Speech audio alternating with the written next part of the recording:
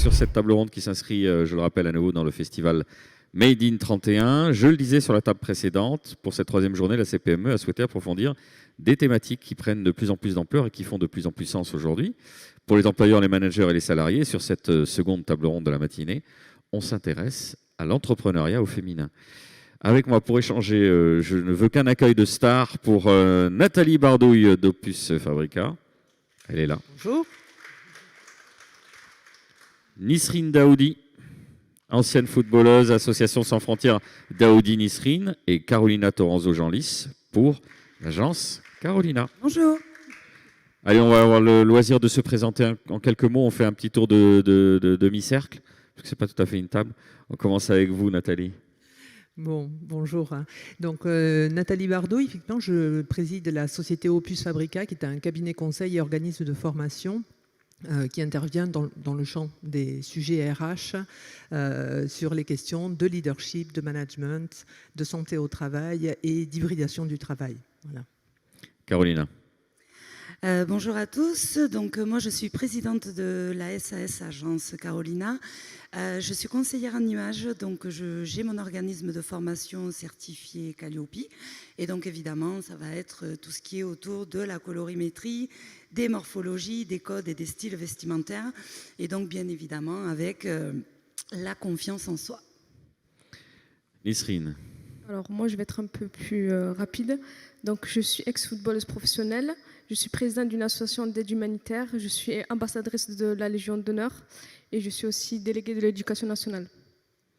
Alors, le temps qui nous est imparti pour parler de ce sujet qui est quand même très vaste et relativement faible, on va peut-être partir un petit peu sur vos expériences personnelles. Je ne vais pas parler de rôle modèle, mais chacune à votre échelle, il y a quand même un parcours qui est intéressant et dont je pense on peut tirer certains enseignements. On va commencer avec vous, Nathalie. Vous êtes docteur en psychologie, donc vous avez eu le loisir d'abord professionnellement et au niveau éducationnel de réfléchir à toutes ces problématiques. Comment vous avez dépassé les obstacles, les croyances, les freins à l'entrepreneuriat au féminin, les doutes aussi qui assaillent d'abord n'importe quel chef d'entreprise, mais a fortiori les femmes? Alors, si je prends le cas de mon expérience personnelle, moi j'ai créé ma première entreprise, j'avais 23 ans. J'en ai créé d'autres après, voilà, j'en ai racheté ensuite, donc j'ai eu plusieurs expériences d'entrepreneuriat et je ne me suis jamais posé la question, en fait, honnêtement, des freins que le fait d'être une femme pourrait m'imposer, en fait. C'est une question que je ne me posais pas. Par contre, accompagnant en tant que psychologue d'abord, quand j'avais une pratique libérale, puis après intervenant en milieu professionnel, donc auprès de tous les collaborateurs, hein, qu'ils soient dirigeants, managers, là, j'ai découvert en fait que c'était un problème ou un énorme questionnement ou un énorme frein pour beaucoup de femmes. Alors au départ, je me suis dit, mais enfin, bon, donc j'ai fait mon petit travail d'introspection. Et pour me rendre compte, petit à petit, et m'y intéresser, et finalement utiliser le fait que moi, je ne m'étais pas du tout mis ces freins-là pour essayer de partager aussi cette expérience. Voilà. Parce que objectivement, quand même, je ne pense pas être dans le camp majoritaire. Je pense qu'il y a beaucoup plus de femmes qui ont ces difficultés-là. Une des choses, peut-être que je peux dire pour ouvrir notre table ronde, c'est que ça se passe surtout là. Et pas tant que ça à l'extérieur. Voilà. Par contre, et je crois que c'est très en lien avec la table ronde précédente. C'est ce que j'allais dire, on a un écho avec ce qu'on a dit avant. C'est-à-dire qu'à partir du moment où je pense que je ne suis pas légitime, où je pense qu'on ne va pas vouloir de mon projet parce que je suis une femme ou quoi, je l'induis chez l'autre et du coup, il réagit. Parce que moi, n'y croyant pas, en fait, je n'ai pas eu de barrage. Voilà. Alors vous, Carolina, des barrages, des difficultés en tant que femme pour se lancer dans l'entrepreneuriat ou... Alors, moi, ce qui est original, et je tiens quand même à le partager, c'est que l'entrepreneuriat au féminin, ok, c'est prendre en main, ok, prendre en main sa vie, ses projets, etc. Et ce qui est assez paradoxal, c'est que moi, j'ai plus été bloquée par des femmes, au final, que par des hommes. Donc, du coup, on aime beaucoup parler de sororité dans ces milieux-là. Sororité, solidarité, etc., féminine. Et là où je trouve que c'est un petit peu dommage, c'est que justement, je pense qu'il faudrait qu'il y ait plus de solidarité entre femmes pour qu'on puisse avancer ensemble et justement pour essayer de renverser un petit peu les mentalités, les façons de penser qu'on a en face. Parce que quand on a l'impression de manquer de légitimité, de se dire « mais là je ne suis pas crédible, là ce que je vais dire, qu'est-ce qu'ils vont penser, etc. » Au final, je me suis aperçue qu'en fait, c'est plus les femmes qui me disaient « oui, mais attention, tu quittes ton CDI, oui, mais attention, tu es maman », enfin... Oui, mais à l'instar de ce que disait Céline tout à l'heure, peut-être qu'elle parlait d'elle-même et de leurs propres limites et qu'elle projetait sur vous, voyez, en disant voilà, j'ai peur, je préfère qu'elle échoue. Au contraire, je pense que moi, j'aurais échoué dans cette situation, donc je projette ce stress-là. Il y a des choses à déconstruire. Voilà, il y a ça aussi.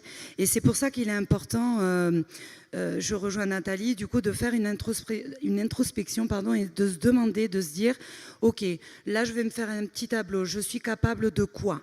Et effectivement, il faut suffisamment s'aimer aussi pour avancer. Parce que sinon, on se dit toujours, oui, mais là, je ne suis pas prête. Et au final, il ne faut pas attendre qu'on soit complètement prête. Parce que si on attend de se dire, oui, mais là, je suis assez formée, là, je suis... Non, il faut vraiment avancer et se dire, bon, OK, on y va. Parce que sinon, on passe dans un côté qui est la procrastination. Et au final, on ne fait rien, quoi. On fait rien. Vous m'avez déjà donné envie de me bouger comme ça, là, me secouer les puces. Merci Carolina. Nisrine, vous avez eu le loisir de réfléchir. Quand on fait du sport de haut niveau, on fonce tête baissée, mais on est jugé sur ses performances. On peut être traversé par les doutes. On doit avoir une constance dans les performances à haut niveau. Donc là, pour votre parcours personnel, on est sur la pression depuis très longtemps. Et la gestion de cette pression. Exactement. Derrière, monter une boîte, c'est rien, quoi. Non, je plaisante. Mais racontez-nous. Non, par rapport à cette gestion personnelle, elle est très importante puisque elle nous permet en fait de faire un travail personnel en soi, intérieurement, avant de voir ce que les personnes extérieures vont nous apporter. Il faut se concentrer sur soi-même avant de prendre toutes les informations extérieures. Après, je dis bien, il faut prendre quand même quelques informations de professionnels, dont on a pu entendre tout à l'heure, des personnes comme des psychologues ou des personnes qui font qu'on travaille sur notre gestion, notre confiance en soi.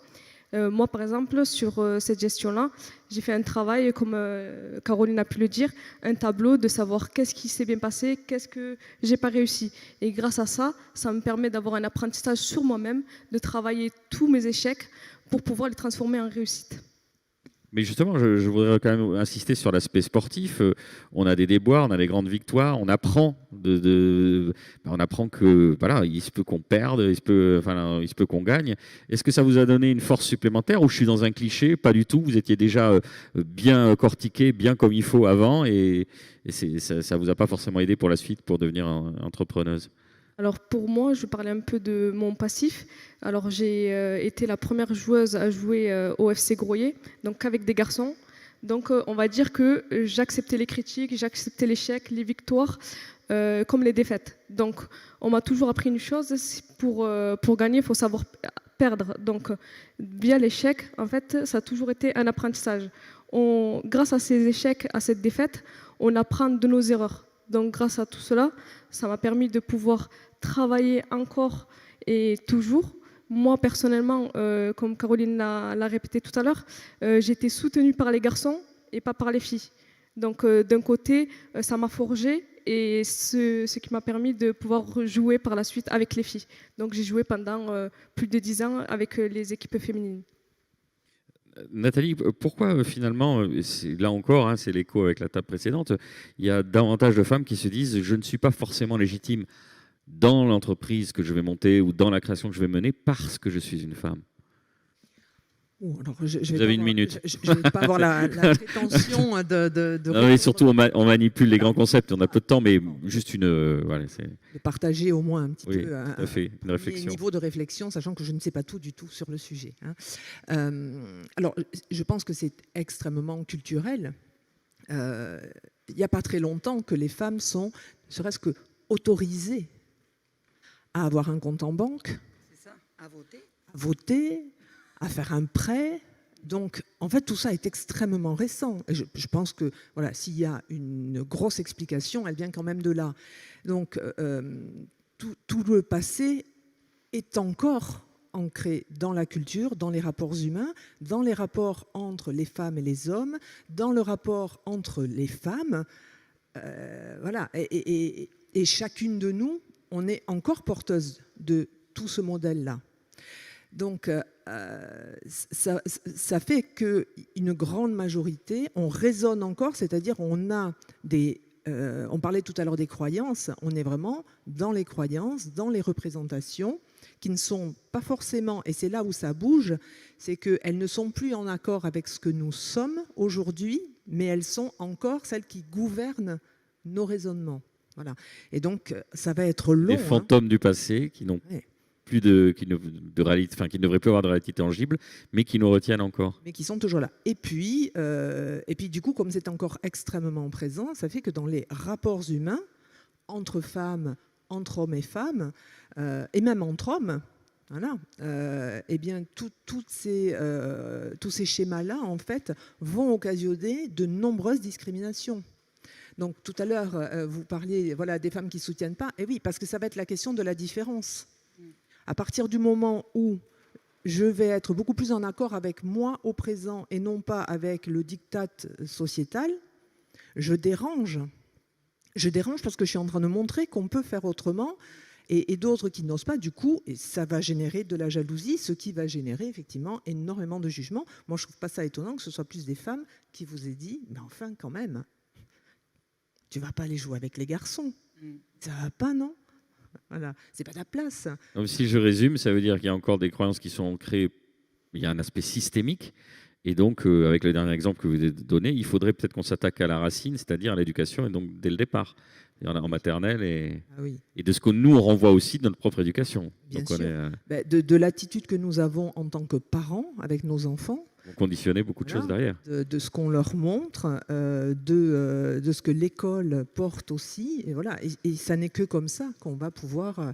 De toute façon, je crois que c'est un sujet majeur au niveau de la société. On le voit dans les pays où encore aujourd'hui, les petites filles et les femmes n'ont droit à rien, sont la possession des hommes.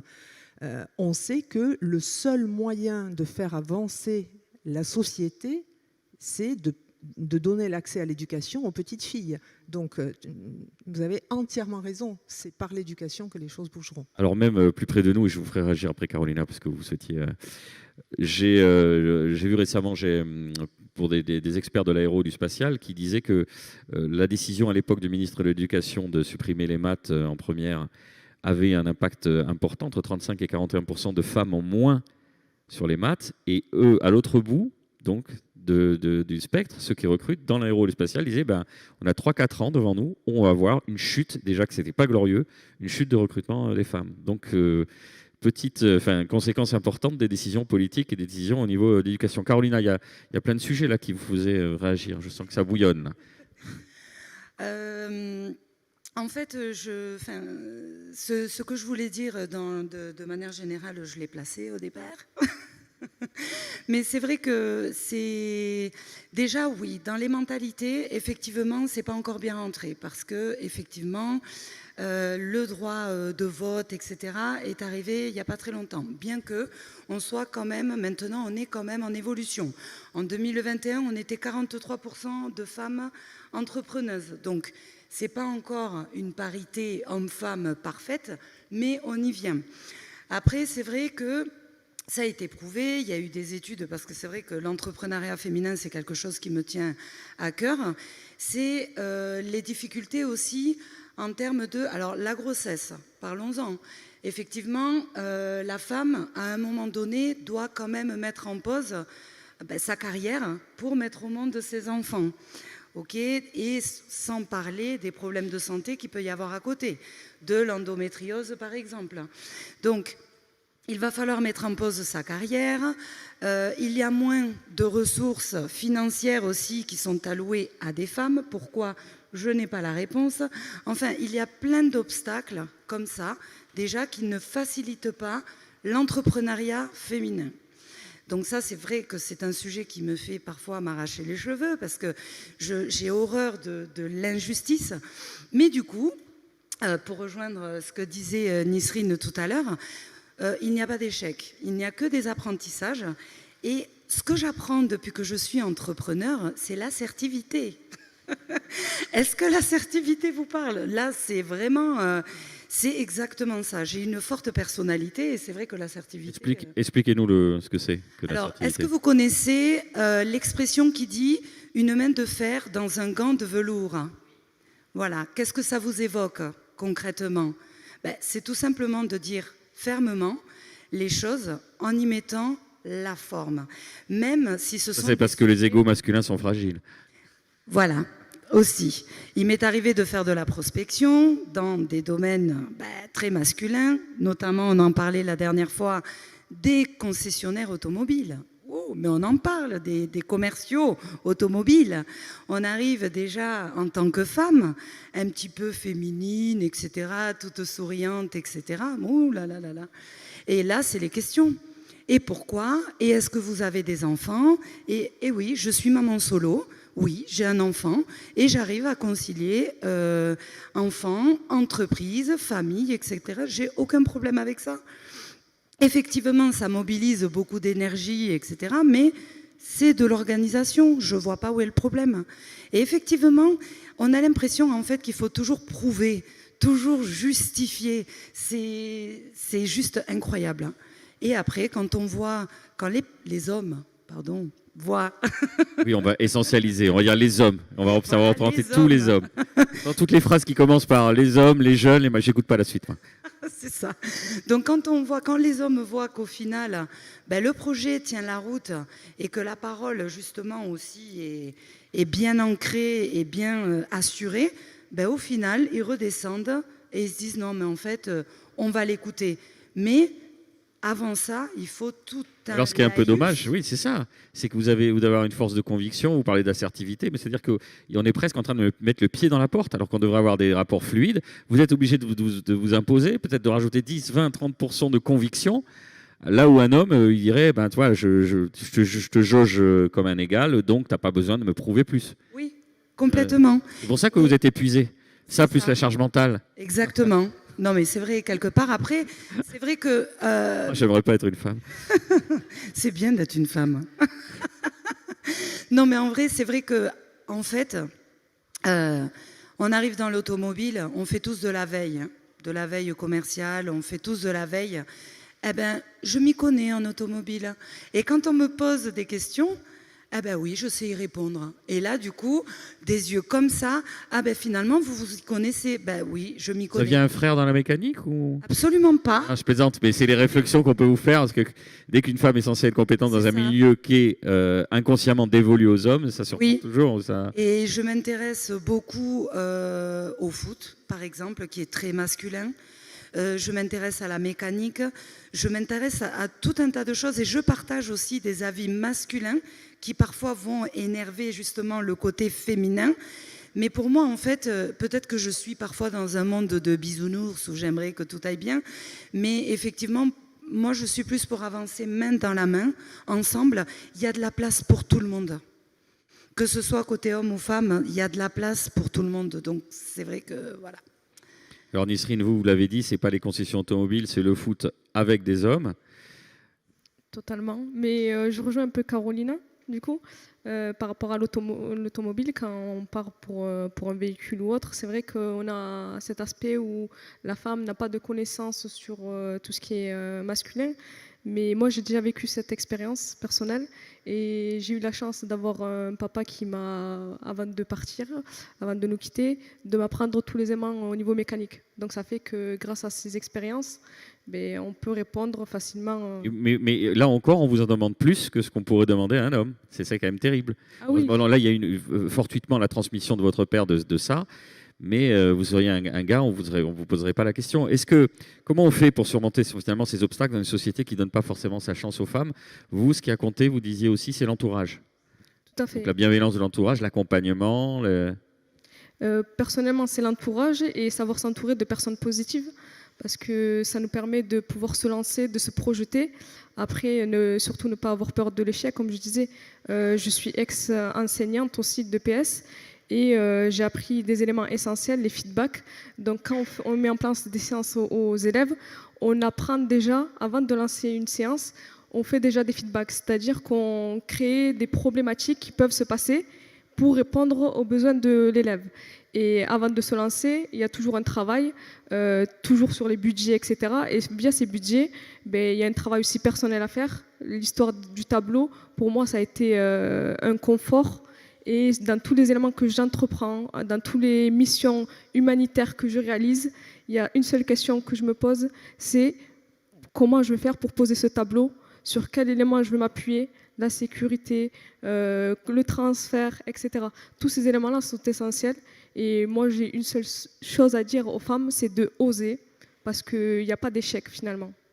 Il y a aussi des dispositifs qui peuvent aider, parce qu'effectivement, partie de ces constats, on l'a dit, hein, systémiques et de longue date, il y a des choses qui se mettent en place, et notamment un dispositif qui s'appelle Mixer. Est-ce que vous voulez bien nous en parler, Nathalie ? Oui, avec grand plaisir.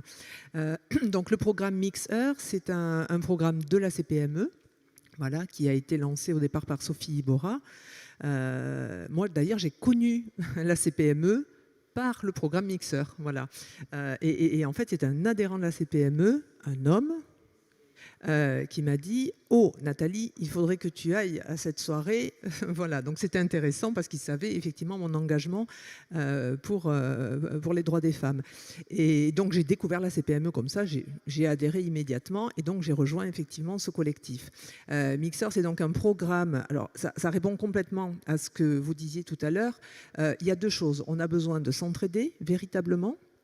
Et on a besoin aussi de donner l'exemple. Pas donner l'exemple pour montrer comment il faut faire. Donner l'exemple, c'est-à-dire montrer que c'est possible. Voilà, tout simplement. Et donc, ce programme-là, il réunit... Alors, il y a un groupe de femmes qui le porte, mais il n'est pas destiné qu'aux femmes, puisqu'il est là pour promouvoir l'égalité femmes-hommes.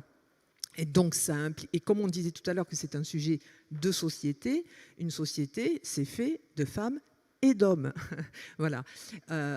Donc, on a un programme, en fait, qui est à la fois des actions de sensibilisation, justement, pour faire bouger les croyances, etc., parce que c'est en parlant, en échangeant qu'on va faire bouger les choses. Donc, avec des ateliers, des événements qui sont à destination, donc, de tout le monde. Et puis, une partie qui est plus orientée pour soutenir, accompagner, aider les femmes à oser ou à lutter contre le syndrome de l'imposteur féminin, de l'impostrice, l'imposteureux, on cherchera. Et donc là, c'est à la fois des ateliers entre femmes pour échanger sur tous les sujets de la maternité, de ceci, de cela, voilà, de la parentalité, et puis des coachings, alors des coachings, pas un coaching complet, hein, on va dire un coaching flash pour au moins amorcer le sujet, et pour certaines femmes c'est suffisant, pour d'autres, eh bien du coup elles vont poursuivre et s'engager vraiment sur un programme de coaching, voilà. Donc c'est ce programme Mixer et qui est donc dédié à tous les adhérents et toutes les adhérentes de la CPME. Alors on va terminer cette table ronde avec quelques conseils bien sentis. Carolina, en plus vous transmettez bien l'énergie. Vous dites qu'on a échangé pour préparer cette table ronde, les raisons se transforment en excuses. Oui. Hein, on se trouve plein de raisons. La rationalité, parfois, il faut la mettre de côté. Oui. Il faut avancer. Absolument. Oui, en fait, moi, c'est ce qui m'est arrivé pendant des années. Hein. Là, je ne suis pas prête. Là, je ne suis pas assez formée. Qu'est-ce qu'on va penser de moi, etc., etc. Surtout que fut une époque, je manquais énormément de confiance en moi. Et en fait, je me suis rendu compte que je trouvais des excuses. Je pensais qu'à l'époque, c'était des raisons, mais ce n'était pas des raisons, c'était des excuses. Et au final, un jour, je me suis mis un coup de pied aux fesses et j'ai dit « Carolina, stop ». Maintenant, c'est terminé. Alors, ce que je vais vous dire là va paraître un petit peu schizophrène, mais ça fonctionne. Je me regardais face au miroir et je me disais « Carolina, tu es capable. Tu es capable, tu as des compétences, tu es une femme forte. La vie ne m'a pas épargnée, etc. Ok, ça m'a forgée, ça a fait de moi la femme que je suis aujourd'hui et je ne regrette rien. Les blessures font partie de nous et au contraire, il faut accueillir tout ça. Plutôt que de faire l'autruche et de se dire non, mais là, c'est pas bon, ça me rend triste, c'est ok ça m'a rendu triste, ça fait partie de mon histoire, mais maintenant c'est terminé et j'avance. Donc j'arrête de me trouver des excuses au final, et puis je sors de ma zone de confort, je mets le pied un petit peu à l'extérieur pour voir ce qui s'y passe, et finalement, l'extérieur me plaît plus que l'intérieur. Et c'est comme ça, en fait, petit à petit, qu'on avance. Et au final, aujourd'hui, je suis complètement épanouie. J'ai créé un équilibre avec ma vie de maman, ma vie de femme, ma vie d'entrepreneuse. Voilà, et au final, c'est super, quoi. Donc, c'est vraiment oser, comme disait Nisrine, et arrêter de se trouver des excuses. Et trouver, enfin, c'est vraiment chouette, quoi. Il y a de bonnes personnes, il y a de moins bonnes personnes, mais même dans les moins bonnes, c'est se dire, elle est ce qu'elle est, moi je suis ce que je suis, et au final, chacun fait ses choix, quoi, tout simplement. On peut applaudir, oui.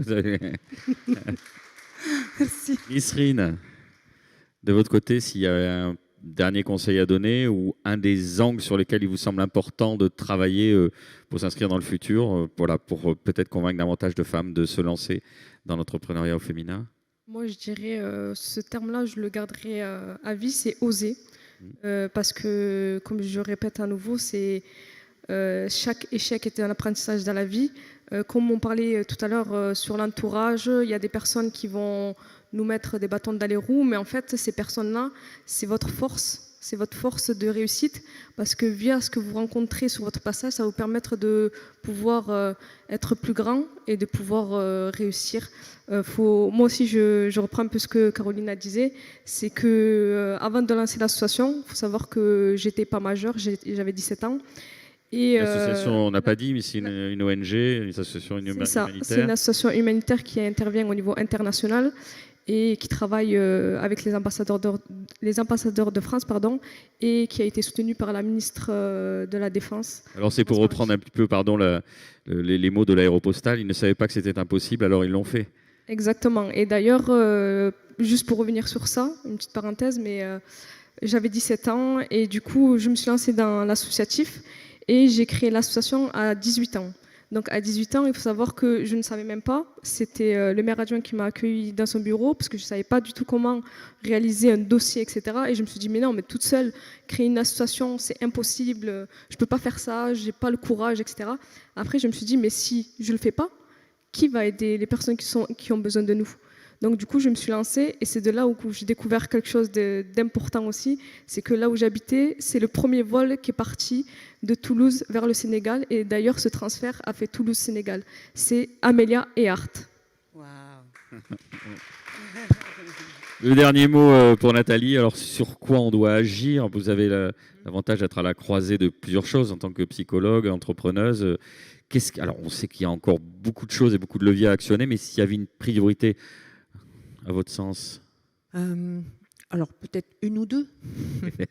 Et ça, c'est ce qu'on disait il y a 2 jours déjà dans le cadre de Made in 31 auprès des entrepreneurs. C'est surtout, et ça vaut pour les femmes comme pour tous les entrepreneurs, mais il faut le rappeler aussi pour les femmes, ne pas rester seul.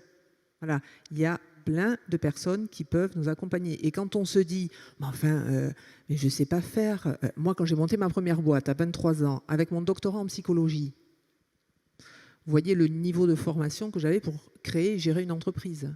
0, hein, voilà. Bon, mais c'est pas grave, il y a des gens autour qui, eux, savent, qui vont nous apprendre. Donc, en fait, ça, c'est pas du tout un problème. Donc, ne pas rester seul. Le deuxième conseil, c'est ne pas croire que parce qu'on est une femme, on va devoir en faire 100 fois plus que les autres. C'est-à-dire se transformer en super-héroïne, parce que... Alors ça, par contre, je l'ai fait. On a l'impression quand même qu'il faut en faire plus quand on est une femme, de ce qui se dégage de nos échanges. Qu'il faut faire plus, comme si on devait continuer à justifier que on est une femme et que quand même on peut y être. Et ce faisant, on perpétue mais du coup, on entretient les croyances. Absolument. Donc non. Il n'y a pas de problème. On peut avoir des enfants, on peut faire des activités culturelles ou sportives en dehors. On n'a pas besoin de... non. Et il faut surtout avoir une vie. Sinon, ça sert à quoi ?